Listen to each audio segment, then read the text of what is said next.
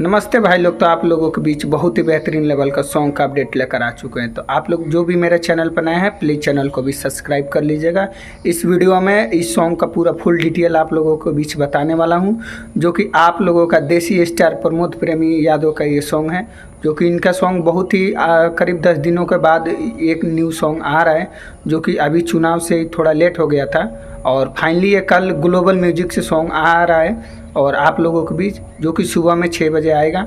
और आप लोग तैयार रहिए और अपने भैया का प्यार दुलार आशीर्वाद दीजिएगा। और आप लोग वीडियो को भी एक लाइक कर दीजिएगा और चैनल को भी सब्सक्राइब करके रखिएगा, क्योंकि भोजपुरी का हर खबर सबसे पहले आप लोगों के बीच बताने का कोशिश करते हैं। तो आप लोग ज़रूर हमसे जुड़े रहिए। और आप लोग को पता है कि खेसारी भैया का भी सॉन्ग नहीं आ रहा है, तो उनका अपडेट कोई नहीं है अभी। तो बस चुनावी वीडियो और चुनावी सॉन्ग चल रहा है, तो इसलिए मैं वो सब वीडियो नहीं बनाता हूँ। चुनाव वाले सारे सॉन्ग का अपडेट देता हूँ। तो आप लोग ज़रूर सब्सक्राइब करके रखिएगा। आप लोगों के बीच बहुत ही जल्द फिर एक अगला सॉन्ग का अपडेट लेकर आने वाले हैं।